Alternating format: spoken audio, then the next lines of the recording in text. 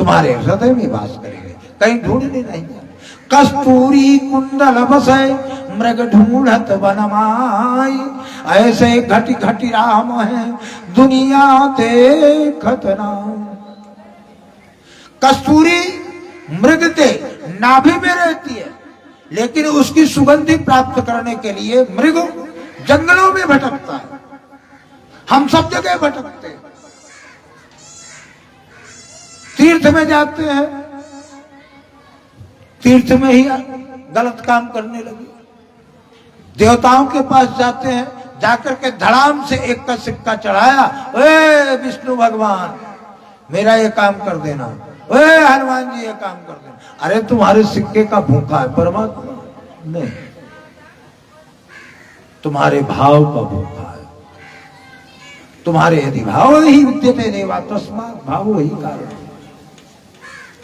यादृशी भावना यस्य सिद्धिर्भवति तादृशी, जाकी रही भावना जैसी प्रभु मूर्ति देखी तीन तैसी।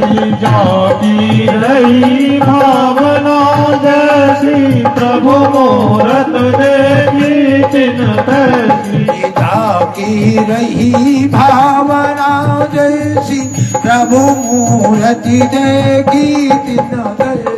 श्री राम जय राम जय जय राम, श्री राम जय राम जय जय राम। जब आपकी भावना ही पहले बिगड़ जाएगी। सबसे पहले तो हर आदमी के अंदर निगेटिविटी इतनी घुस गई है कि उसको सीधा करना ही मुश्किल हो गया। अब आज के समय में नकारात्मक वाक्य तो सबसे पहले आता है, ऐसे नहीं करेंगे हम, ऐसे नहीं करना नहीं। हृदय की पवित्रता, हृदय की यदि पवित्रता है तो प्रभु आपके साथ है और वास्तव में साथ है।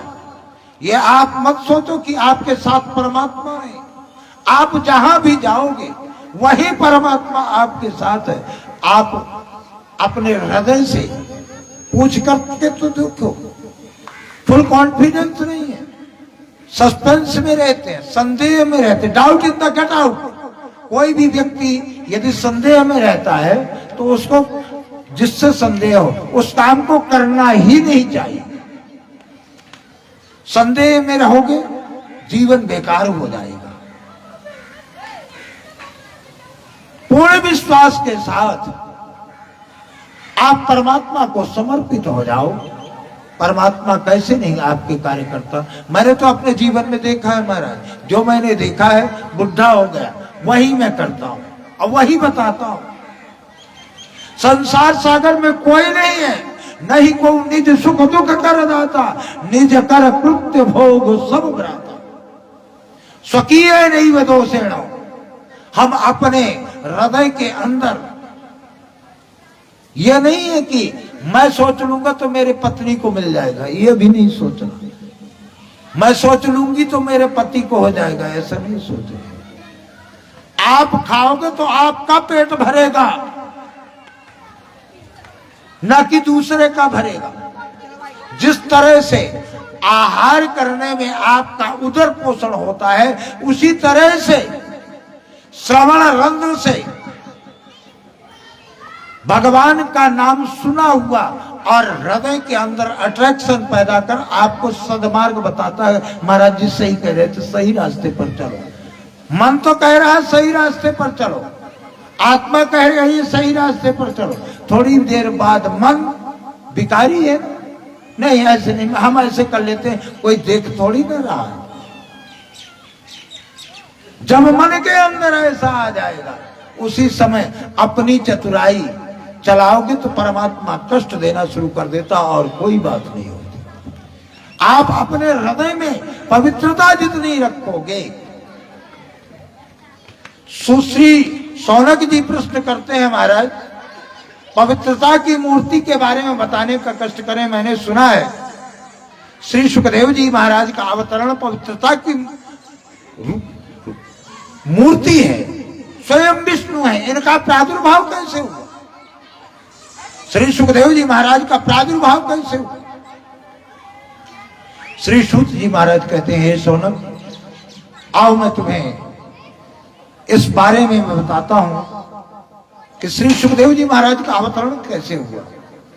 तस्यैवं किलमात्मानं मन्यमानस्य खिद्यतः कृष्णस्य नारदो अभ्यात् गादाश्रमं प्रागुदारतम।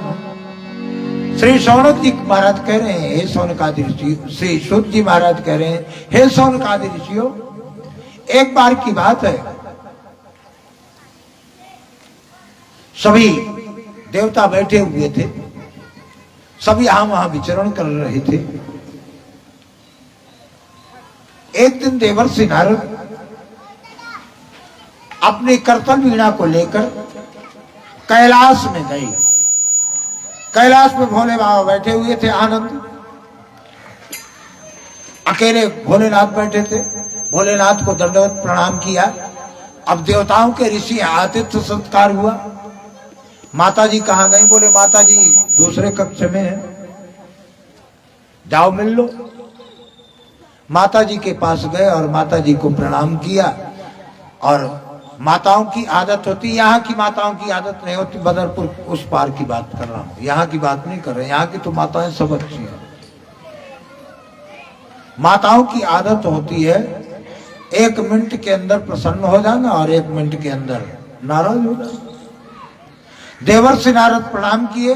अब कोई भी चीज कह दो माताओं को तो यहाँ की तो मान जाएंगी, बदरपुर के उस पार की नहीं मानती, कोई बात नहीं।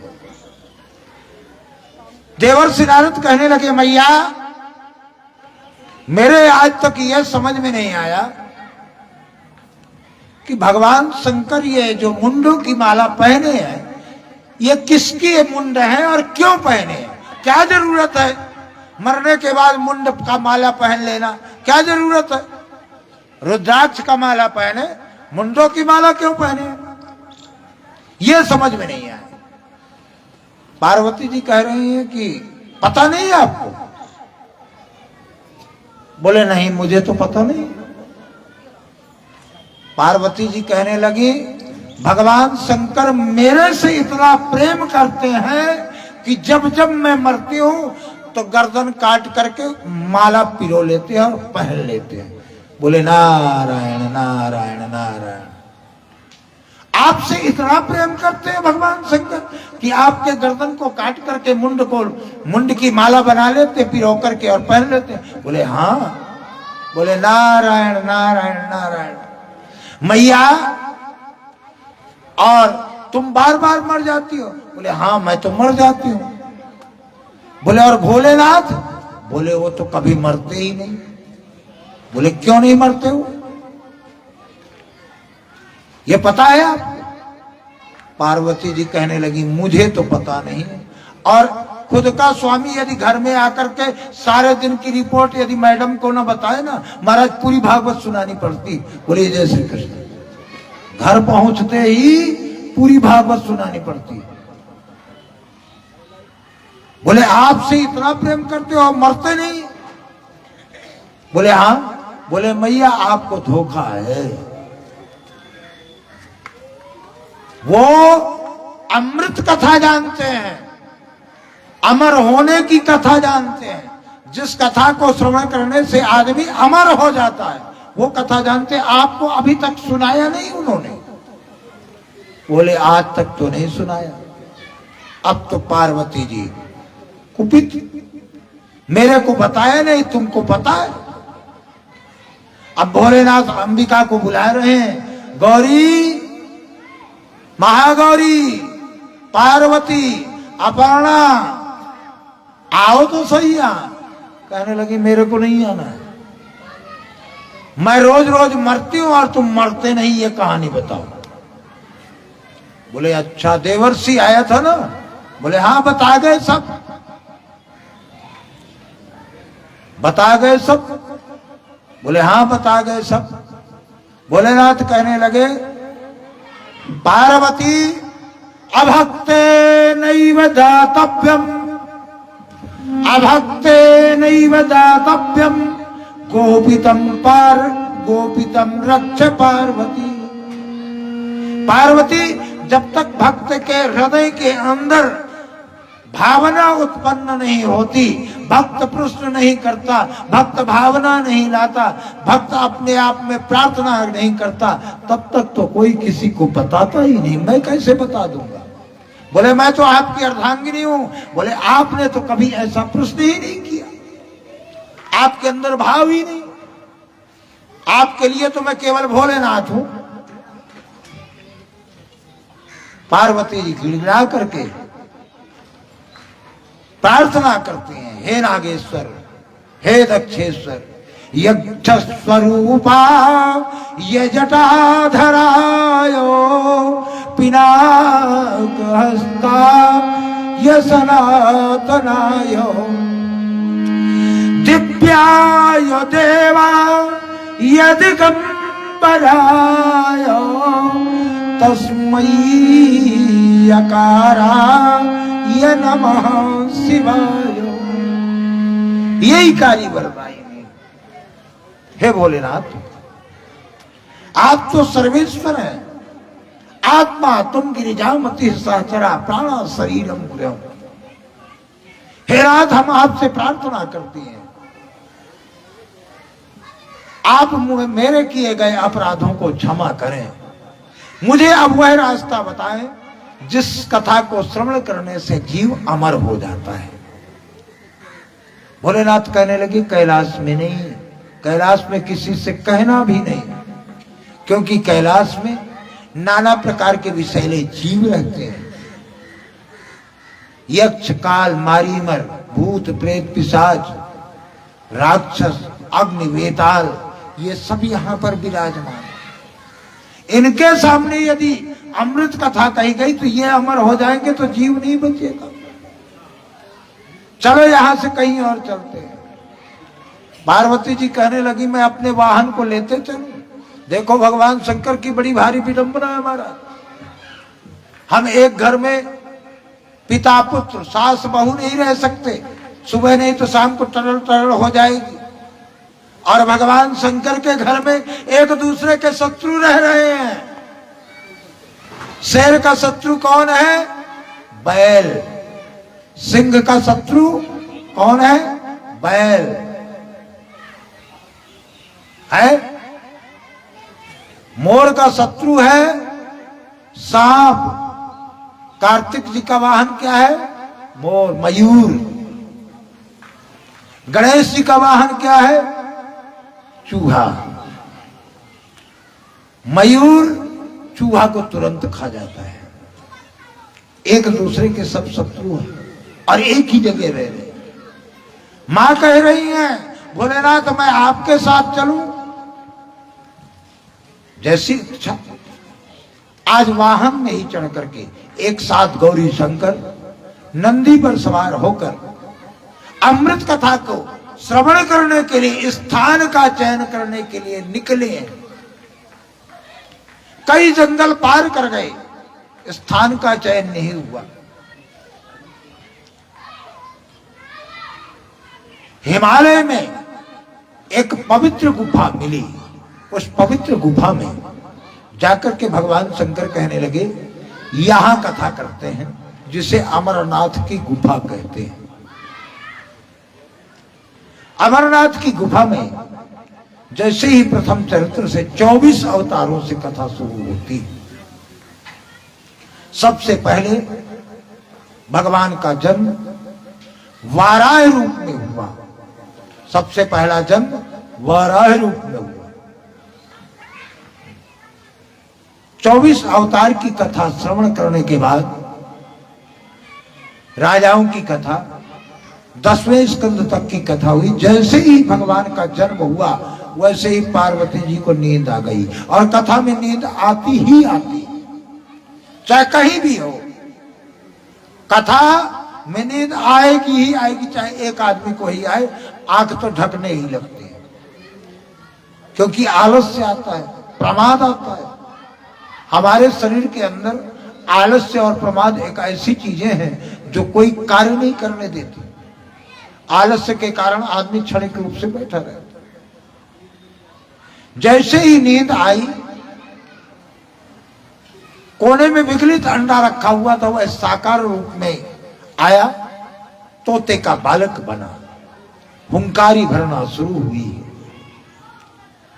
भगवान शंकर अमृत कथा, श्रीमद् भागवत महापुराण की कथा श्रवण करा रहे हैं पार्वती को।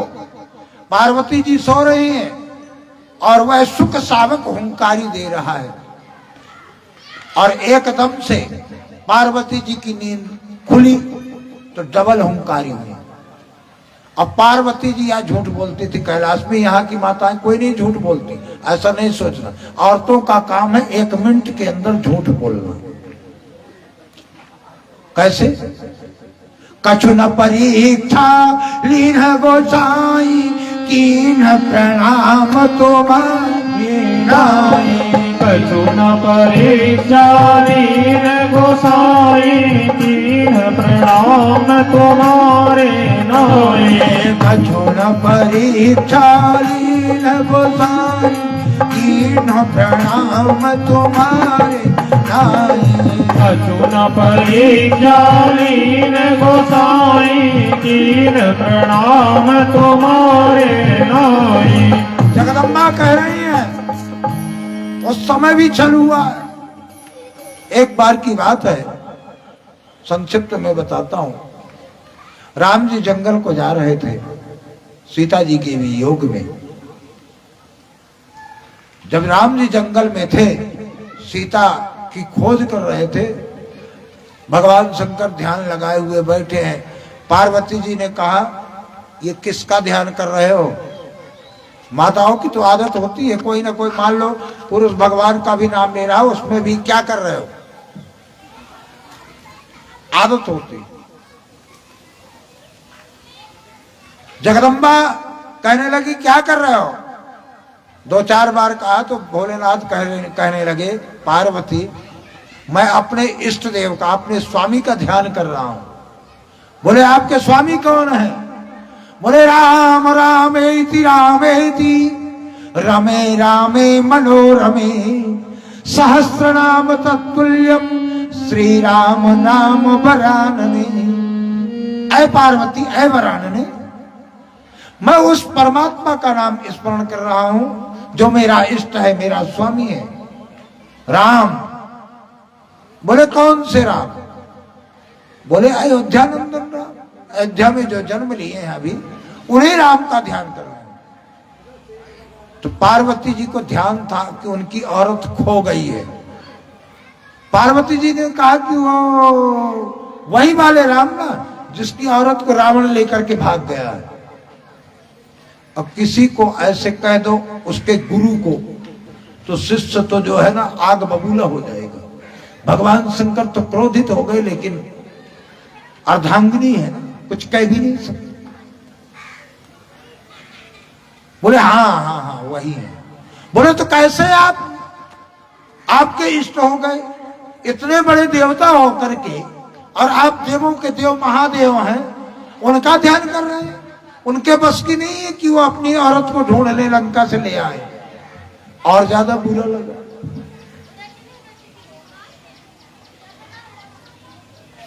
भोलेनाथ कहने लगे, ठीक है कोई बात नहीं, ढूंढ रहे हैं, ढूंढने दो।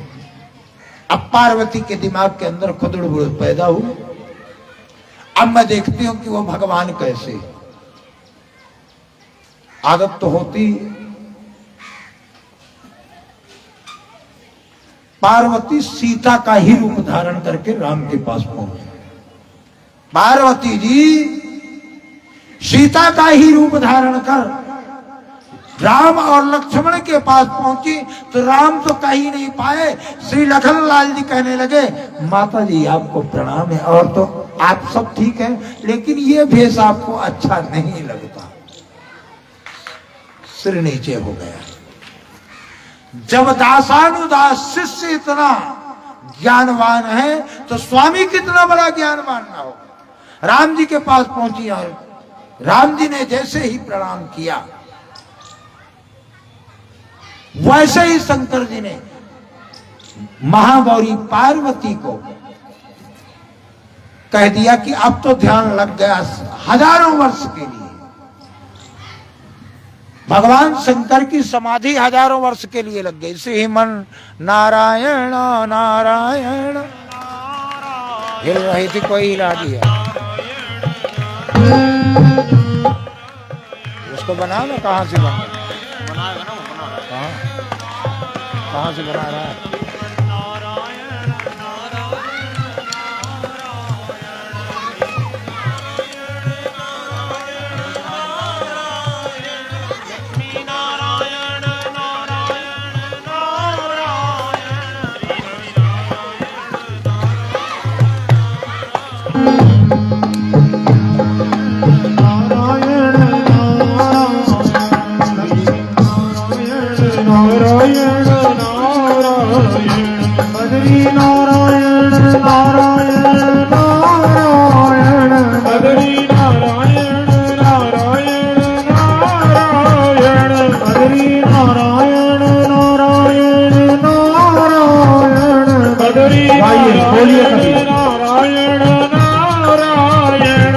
हरि नारायण नारायण नारायण श्री हरि नारायण नारायण नारायण नारायण भगवान की जय। भगवान शंकर पार्वती जी गई, भगवान शंकर समाधिस्थ हो गए। जब समाधिस्थ हो गए, भगवान शंकर समाधि में चले गए, पार्वती जी एक एक बिल्व पत्र लेकर के भगवान शंकर की आराधना करने लगी। श्री सूत जी महाराज कहते हैं, शौनकादि ऋषियों, पार्वती जी की हुंकारी और सुख की हुंकारी एक हुई। भोलेनाथ कहने लगे, पार्वती अब नहीं झूठ बोलना, अब ऐसा काम नहीं करना कि मेरी समाधि लग जाए। पार्वती जी कहने लगी, प्रभु गलती हो गई, मुझे नींद आ गई थी। जैसे ही पार्वती हाथ जोड़ करके कहीं मुझे नींद आ गई थी, वैसे ही वह तोते का बालक शंकर और पार्वती के बीच से उड़ते हुए दिखाई दिया। जैसे ही उड़ते हुए दिखाई दिया, भगवान शंकर ने त्रिशूल उठाया और उस तोते के बालक के पीछे पीछे दौड़ते चले गए। जब दौड़ते चले गए, कई जंगल पार किया, महाराज भगवान व्यास जी महाराज अपनी झोपड़ी में बैठे हुए थे और व्यास पत्नी जम्हाई ले रही थी। व्यास जी की पत्नी का नाम पिंगला था। पिंगला जम्हाई ले रही थी, मुख द्वार से ही वह तोते का बालक प्रवेश कर गया, मुख से ही प्रवेश कर गया। जब मुख से प्रवेश कर गया, भगवान शंकर का त्रिशूल साथ में, व्यास पत्नी पिंगला को मारने के लिए तैयार हुए भगवान शंकर। व्यास जी ने कहा, महाराज ये नहीं हो सकता, किसी की पर स्त्री को आप मृत्यु दंड नहीं दे सकते। आप मृत्यु दंड क्यों दे रहे हैं, ये बताने का कष्ट करें। व्यास जी, ये तोते का बालक मेरी अमृत कथा को श्रवण करके आया है। यदि ये अमृत किसी और को बता देगा और वो अमर हो जाएगा तो मेरी विद्या खत्म हो जाएगी, इसलिए इसे मृत्यु दंड देना। श्री व्यास जी महाराज कहने लगे, महाराज आपकी अमृत कथा को श्रवण किया है और मेरे पत्नी के उदर में, पेट में प्रवेश कर गया, अब वो मेरा बच्चा हुआ, आप इसे मृत्यु दंड देने के अधिकारी नहीं। श्री सूत जी महाराज वर्णन करते हैं, हे शौनकादि ऋषियों, पिंगला के कोख में वह तोते का बालक, वह सुख शावक 1 वर्ष हो गया, 2 वर्ष हो गया, 4 वर्ष हो गए, 6 वर्ष हो गए, 10 वर्ष हो गए, 12वां वर्ष व्यतीत होने वाला था। वैसे ही श्री व्यास जी महाराज उस सुख शावक से कहते हैं, बेटा तुम बाहर आ जाओ, अब तुम्हारी मां को बहुत अत्यधिक कष्ट है, तुम बाहर आओ। तुम्हारी जो कामना होगी वह पूर्ण होगी। गर्भ में ही बालक कह रहा है पिताजी मैं बाहर नहीं आऊंगा, बाहर आऊंगा तो मुझे माया घेर लेगी, क्योंकि विष्णुर माया या सम्मोहितम जगत, सारा संसार विष्णु की माया है और उसी की छतरी में हम सब बैठे। महाराज मैं बाहर आऊंगा मुझे मोह हो जाएगा।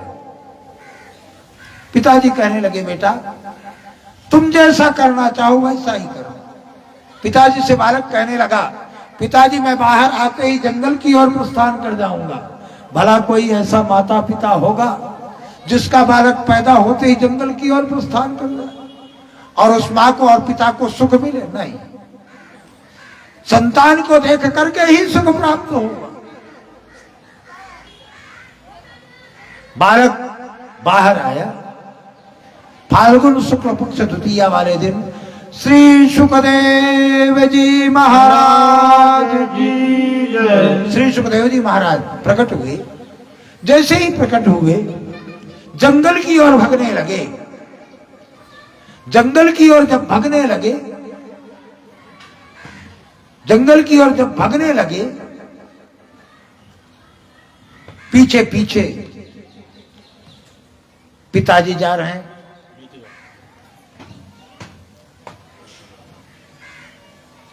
पीछे से श्री व्यास जी महाराज उस बालक को पुकार रहे हैं। यम प्रव्रजन तमनुपे तमपेत कृत्यम द्वैपायनो विरह कातरया जुहाव पुत्रेति तन्मयतया तरवोभिनेदुः तम सर्वभूत हृदयम् मुनिमानतोऽस्मि।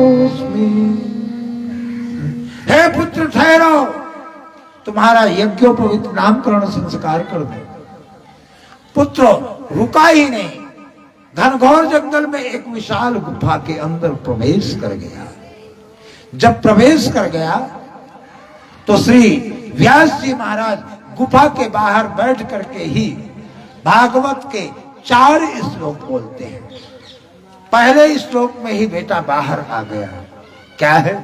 अहो वकीयम स्तन कालकूटम जिघांसयापा यदप्यसाक्षी लेभे गतिम झातृताम ततोऽन्यम कं वा दयालुं शरणं व्रजेमो। अहो वकीयम स्तन कालकूटम, कितना परम दयालु कृष्ण देवता है। कृष्ण बराबर परम दयालु कोई देवता नहीं। अरे पूतना अपने स्तनों में जहर भर करके लाई और दूसरे दिन ही स्तनपान कराने के लिए आकाश में ले गई, वहां स्तनों में जहर भर करके लाई और भगवान ने सोचा कि ये तो जहर पान कराएगी मुझे। और मां कभी भी अपने बेटे को जहर नहीं पिलाती, अमृत पान कराती। और वह कितना दयालु है, जहर पान कराने के लिए अपने स्तन कन्हैया के मुख में दे दिया। कन्हैया पान करने लगे। कन्हैया ने सोचा कि मां तो अमृत पान कराती है, ये तो मुझे मारने के लिए आई है। भगवान वही आकाश मार्ग में ही पूतना के प्राण पखेरु स्तन मार्ग से ही खींचे। पूतना अपने स्वरूप में आई, 6 कोस की पूतना बनी, कंस के महल में आकर के धड़ाम से गिरी। हे परमात्मा कं वा दयालुं शरणं व्रजेम, आपसे बढ़कर के दयालु कौन है? तुरंत श्री सुखदेव जी महाराज गुफा के बाहर आए और पिताजी से कहने लगे पिताजी एक बार फिर से सुनाना। पिताजी कहने लगे बेटा ये तो 4 श्लोक है, 18,000 श्लोकों की परमहंसों की संहिता। ये भागवत ऐसे वैसे नहीं है। बहुत से आदमी टाइम पास करने आए होंगे यहीं, बहुत से आदमी अच्छाई बताने के लिए आए होंगे, बहुत से बुराई बताने के लिए आए होंगे, बहुत से लड़ाई करने के लिए आए होंगे।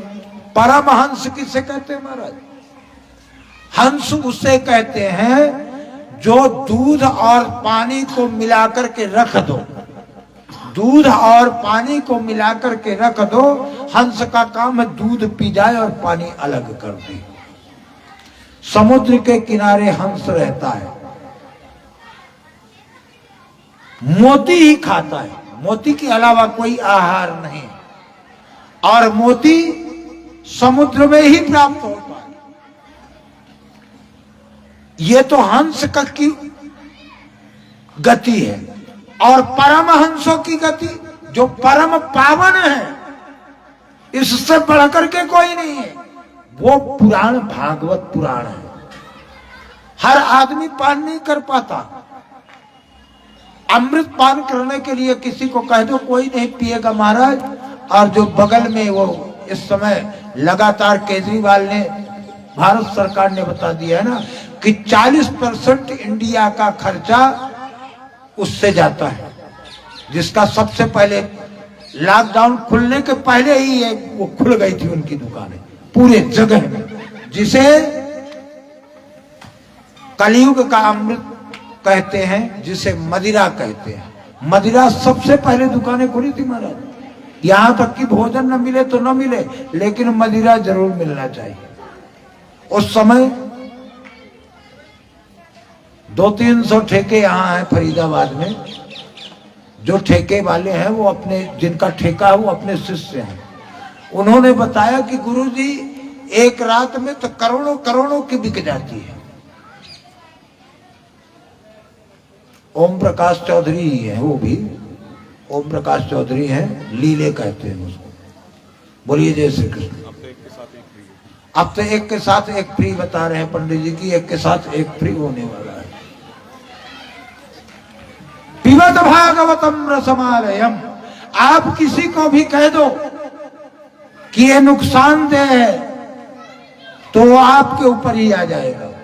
ये नहीं देखेगा कि सही बात बता रहे हैं, परिवार के लिए बता रहे हैं, जीवन उपरांत के लिए। ये नहीं है, गुस्सा आवेश तुरंत आ जाएगा। श्री सूत जी महाराज कह रहे हैं, हे शौनकादि ऋषियों, जैसे ही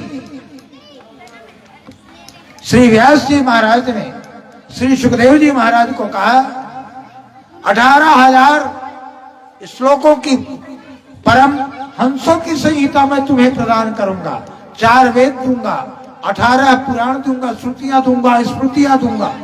तुरंत श्री सुखदेव जी महाराज वहां से चले और श्री सुखदेव जी महाराज को सभी प्रकार के ज्ञान कराया है श्री व्यास जी महाराज ने।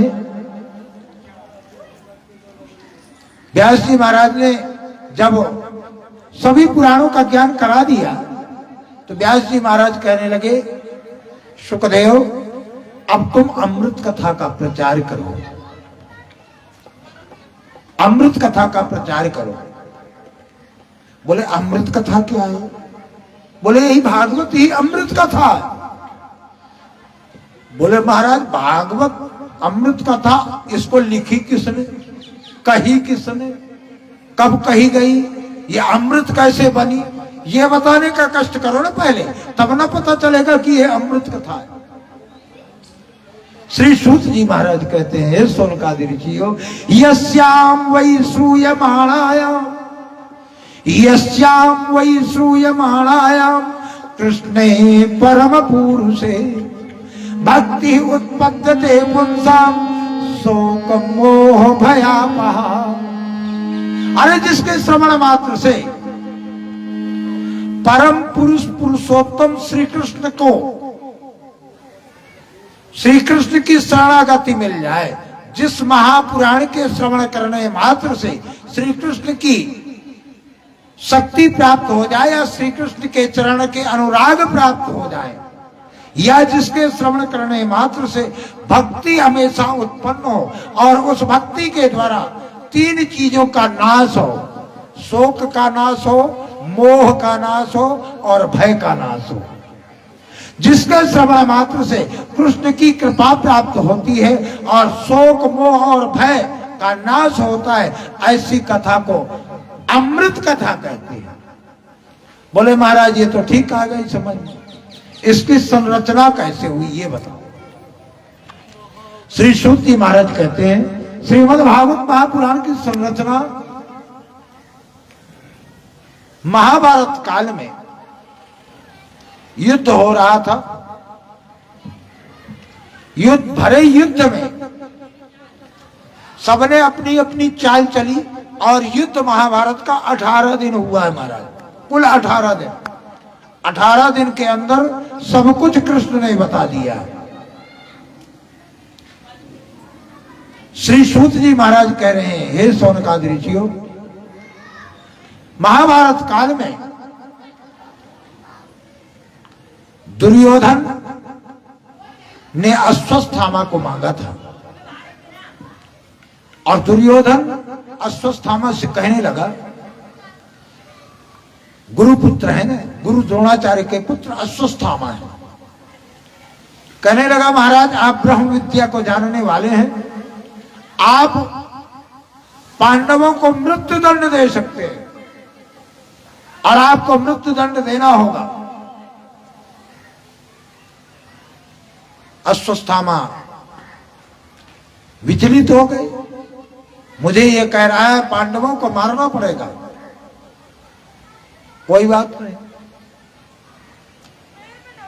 अश्वत्थामा जी गए युद्ध में।